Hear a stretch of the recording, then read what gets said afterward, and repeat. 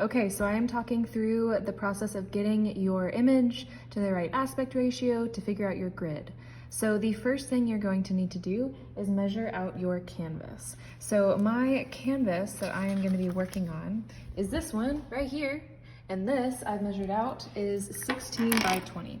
So if I come over here and I say, okay, this is 16 by 20, I'm going to want to simplify that down. Yes, this is math. OMG. So if I simplify this down, this is going to be 4 by 5. So 4 by 5 is going to be my aspect ratio. And that's what I want to pay attention to. So what I know is that my canvas is 4 by 5. My photo also needs to be 4 by 5, or else the grid is not going to work. So I have to have it be 4 by 5. So now that I know that, I'm going to come over here to my image. I have emailed myself my image. I'm going to pull my photo into the Photos app. Okay, I know. I'm going to import it. I'm going to double click in and I'm going to edit it. You can do this however works for you. This is my old friend and neighbor Tony. I clean his house for him and hang out with him once a month, and I love him a lot. And so I want to do a portrait of us together. Okay, anyway, you are going to go up to crop, whatever way you can find this in whatever app you're using. So if I go into crop, I have these aspect ratios over here. So there's straight and vertical, horizontal, flip.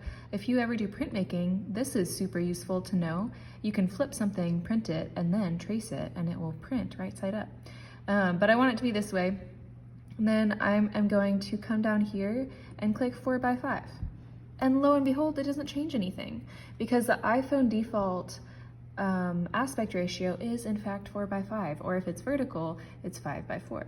So, or wait, this is 5 by 4, but 4 by 5, yeah, anyway, it's 4 by 5, that's great.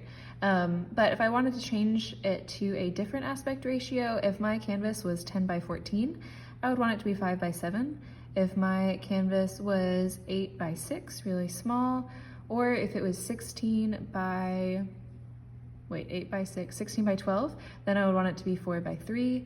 Same, you know, going up and up into all these different ones. So it might look like small margins, but they're very important margins. You want it to be 4 by 5. You could come in here now and crop this differently.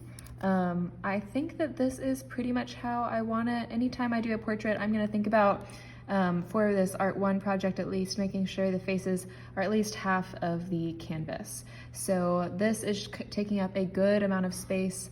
I could crop it in even more, but then it would feel maybe a little crunched even. So I'm going to leave this out just a little bit. I think that seems right to me. I'm going to click done, and then I'm going to print this. I'm going to print it to fit, and then we are going to see what this looks like. It's printing in the art room. Okay, that's what I want.